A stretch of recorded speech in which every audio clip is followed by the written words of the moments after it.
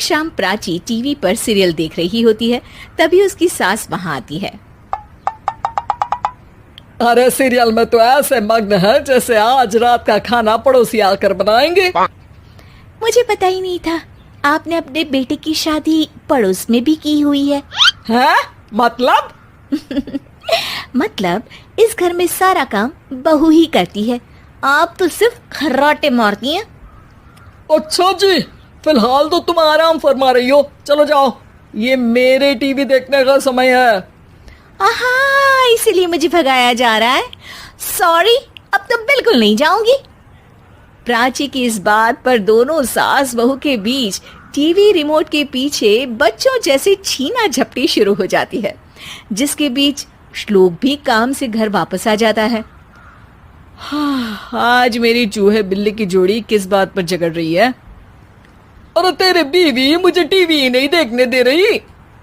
अरे तुम्हारी मम्मी मुझे खाना बनाने के लिए फोर्स कर रही है। अरे वाह, ऐसे बेतुके रीजन पर तो बच्चे भी झगड़ा नहीं करते। अरे मुझे कुछ मत बोल, सब इसने ही शुरू किया है। हाँ हाँ, जैसे आप तो बहुत दूध की धूली है ना। अरे बस, दोनों चुप। प्राची जाओ, खाने की तैयारी करो। और माँ तुम छोड़ो, तुम्हें क्या बोलूं, शांति से अपना सीरियल देखो, मुझे दोबारा लड़ने की आवाज सुनाई नहीं देनी चाहिए।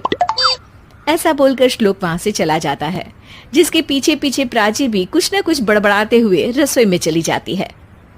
हाँ हाँ, सासू जी को तो कुछ बोलेंगे ही नहीं, बस मुझ पर ही हुक्म चलता है, खाना बनाओ, जैसे मैं इनके घर में खाना बनाने के लिए आई हूँ।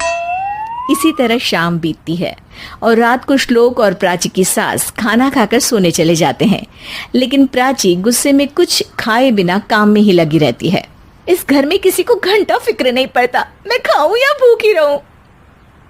प्राची कुछ देर के लिए रसोई से बाहर जाती है और जैसे ही वापस आती है तो वहां दूध का भरा ग्लास देखकर हैरान रह जाती है। फिक्र पूरी है, बस दिखाना नहीं है। प्राची दूध पीकर सोने चली जाती है और अगली सुबह एक बार फिर सास बहू का कार्टून नेटवर्क स्टार्ट हो जाता है। ये तुमने ही किया है। अरे अजीब जबरदस्ती है, मैं बोल रही हूँ मैंने कुछ नहीं किया। दोनों ने मिलकर पूरे घर को पागल खाना बनाया हुआ है। यहाँ कोई नॉर्मल इंसान तो रह ही नहीं सकता, इसीलिए अब पड़ोसी क्या रिश्तेदार भी घर आने से कतराते हैं।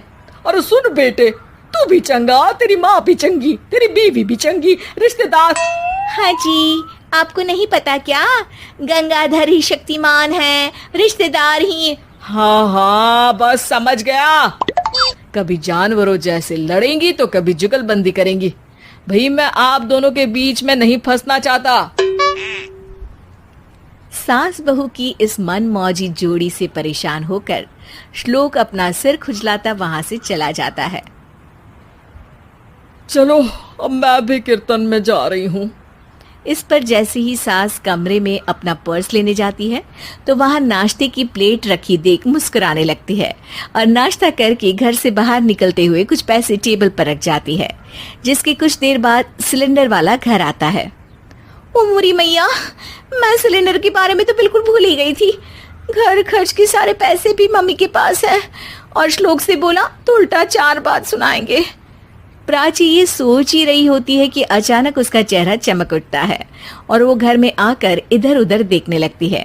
तभी उसकी नजर टेबल पर रखे पैसों पर पड़ती है, जिन्हें वो सिलेंडर वाले को दे देती है। ये सब श्लोक देख लेता है। अच्छा बेटे, इतना बड़ा घोटाला, सबके सामने मैं तेरी दुश्मन और पीठ पीछे तेरी मेरी यारी। इस पर श्लोक एक प्लान बनाता है और शाम को सब एक साथ बैठे होने पर बोलने लगता है। माँ, तुम दोनों की बहुत लड़ाई होती है, इसलिए मैं सोच रहा हूँ कि प्राची को उसके घर छोड़ाऊं, इससे वो भी खुश रहेगी और तुम भी। अचानक श्लोक की ये बात सुनकर सास बहू शौक से उसकी तरफ देखती हैं। अरे ऐसे कैसे घर छोड़ाओगे, मुझे कहीं नहीं जाना। अरे तुमने बोला नहीं पर मैंने सुन लिया, तुम्हें मम्मी के साथ रहना अच्छा नहीं लगता, मुझे पता है। अरे वो अरे, जब बहू खुद कुछ काम बोले तो वो तुझे सुनता नहीं, और अब जो इसने बोला ही नहीं वो तू समझ गया। जब उसे नहीं जाना तो फिर जबरदस्ती क्यों कर रहा है? अच्छा, फिर आपको मौसी के घर छोड़ाता हूँ, बस अब आप दोनों एक घर में एक छत के नीचे नहीं रह सकती। मैं इस टॉम एंड जेरी की जोड़ी को और नहीं झेल सकता। है? ऐसे कैसे नहीं रह सकते? तुम्हें इतनी दिक्कत है तो तुम्हारा बोरिया बिस्तर पैक कर देती हूँ, लेकिन मम्मी जी कहीं नहीं जाएंगी। बिल्कुल यही सुनना था मुझे। अगर दोनों में इतना ही प्यार है फिर हर वक्त ये लड़ाई का नाटक क्यों करती हो?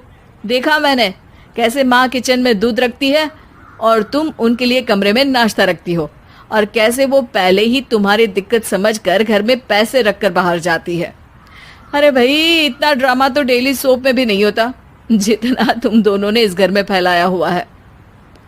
तू हमें टॉम एंड जेरी बोलता है ना, तो याद कर वो दोनों भी एक दूसरे को बाहर वालों की बुरी नजर से बचाने के लिए हमेशा सबके सामने लड़ते थे, लेकिन अकेले में दिक्कत के समय मदद भी तो करते थे।